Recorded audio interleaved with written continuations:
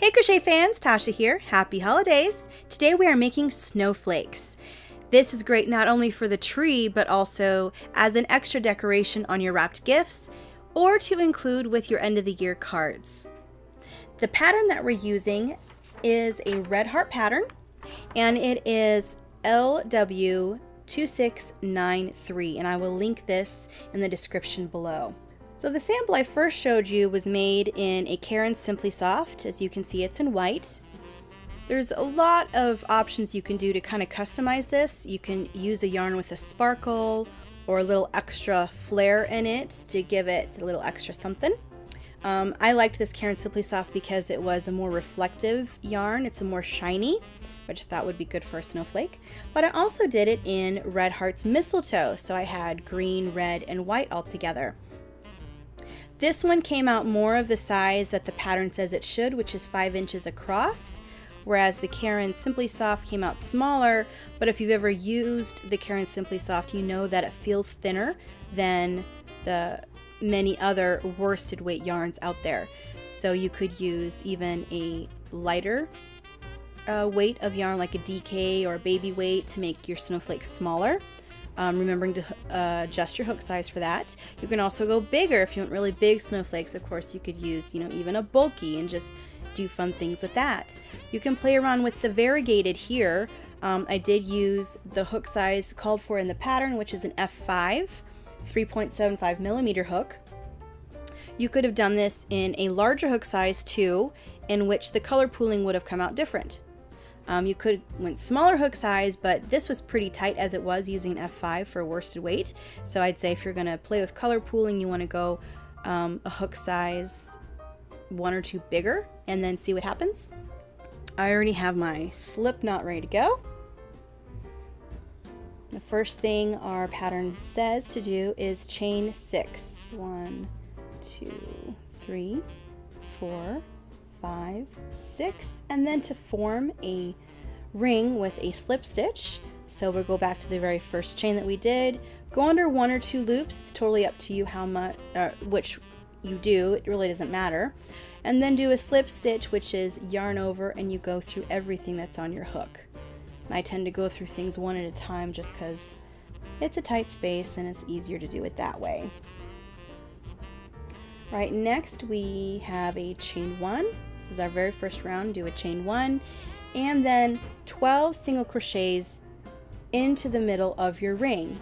And don't confuse the loop that got stretched out when we joined with the center of the ring. And if you kind of pull it apart, you'll see where all those chains are. You want to go in the middle of all the chains. So we're going to do 12 single crochets right in the center of the ring.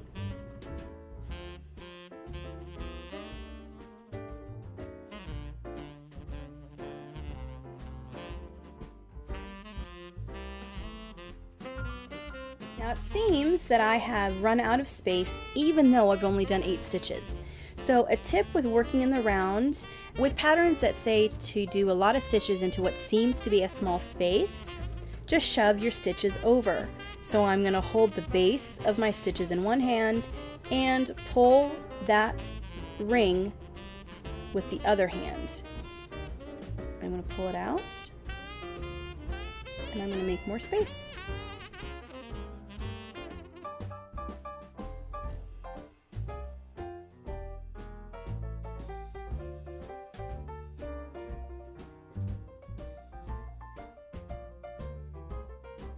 When I go to join with my very first round, I like to count back and make sure that I have actually chosen the stitch rather than the first chain, because they look so similar here in the beginning.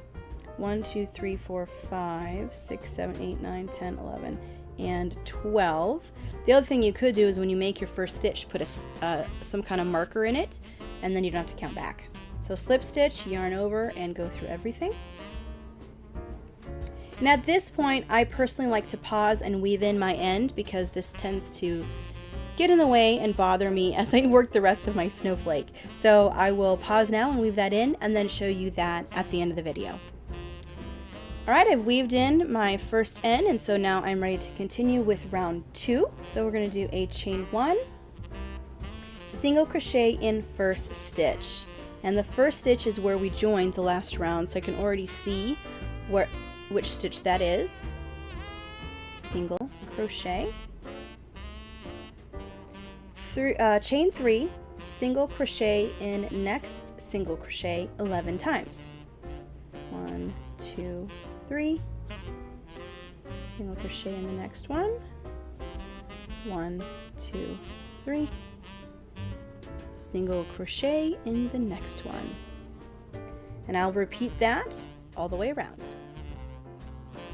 Alright, so now I've worked all the way around, and I'm going to make sure that I have 11 of these chain 3 spaces like it said to do. So 1, 2, 3, 4, 5, 6, 7, 8, 9, 10, 11.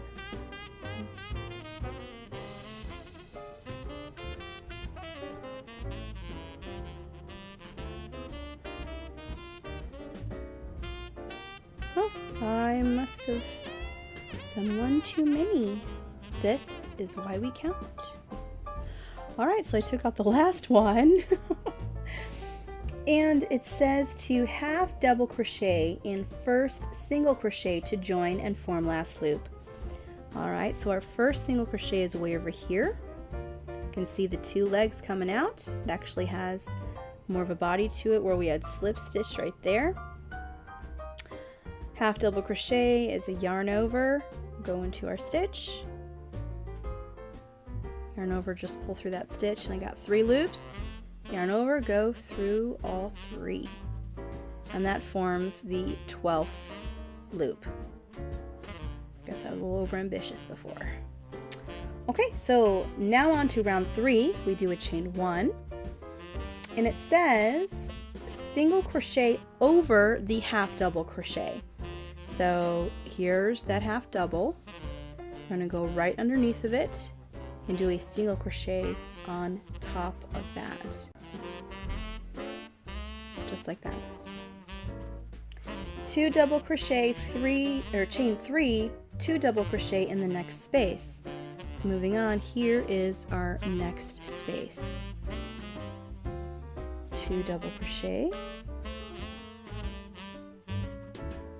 And again, we find ourselves in a position where there's going to be too many stitches in a little space. So I'm going to take the base of those double crochets and just shove them over and make more room for me to work.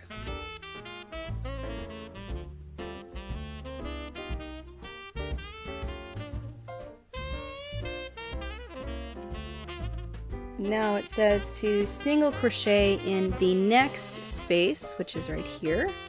So single, and then I'm repeating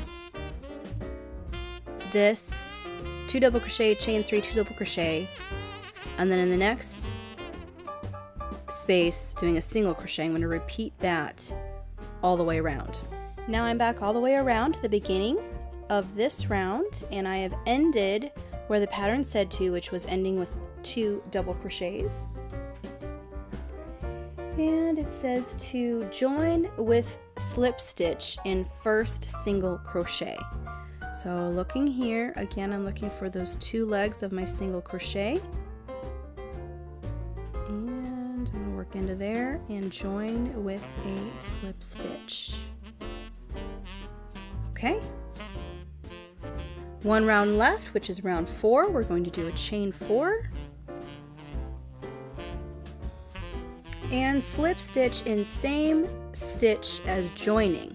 So we're going to go right back down here. Slip stitch, and we've just made this little loop sticking up. Chain 2. Single crochet, chain 3, single crochet, chain 5, single crochet, chain 3, single crochet in the next chain 3 space, which is right here. Single crochet, chain 3, single crochet, chain 5. 1, 2, 3, 4, 5. Oh, I'm going to shove those over. Single crochet, chain 3, and the last single crochet in that chain 3 space. So now we've made all these decorative loops. Chain 2, slip stitch, chain 4, slip stitch in next single crochet. So I can see here I'm going to skip these doubles from below, and then here is the single. So I'm going to slip stitch into there. I'm going to do a chain 4. I'm slip stitched back into the same place. Now I'm going to repeat chain 3 space where you did single crochet, chain 3, single crochet, chain 5, single crochet, chain 3, single crochet, chain 2, slip stitch, chain 4, slip stitch, and chain 2. We're going to repeat all of that all the way around. Okay, I'm back around to the beginning, and I just did my last chain 2, and it says to slip stitch in slip stitch of last round. So it's where we very first began, that very first slip stitch, so right before this first chain 4 loop that we made. So we're going to go into there, and we're going to do a slip stitch to finish off this round. And now we'll fasten off and weave in our ends. All right, here I'm back at the beginning to show you how I weave in this very first end. So I have my yarn needle and I just fold over my yarn, and then I shove that fold into the eye of the needle. Okay.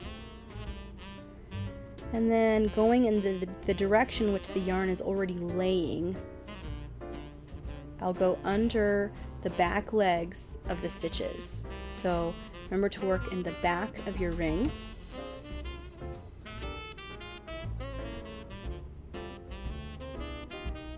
Just go as many stitches as you feel is necessary. This is a snowflake ornament, so it's not going to get a lot of tug and pull. So just kind of use your own discretion about that. You can see I'm going back one more time. I'm skipping the first leg on my return, and I'm going back underneath the rest of the legs. And when I pull, I want it to be tight, but I don't want to over pull it. Again, use your own discretion with that. You don't want to misshapen your project.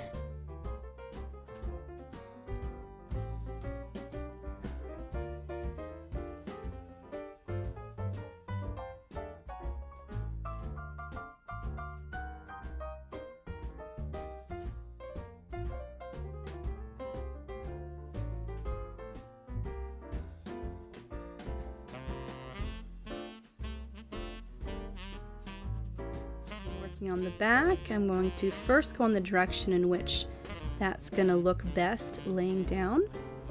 So really the direction which we're already working is going to look best.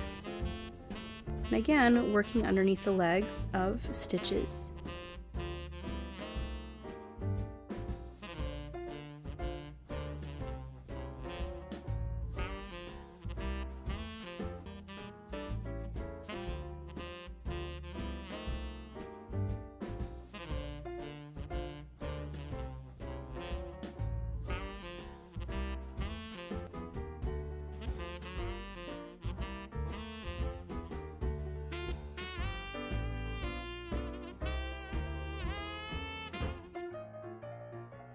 Have our snowflake. Happy crocheting and have a great holiday season.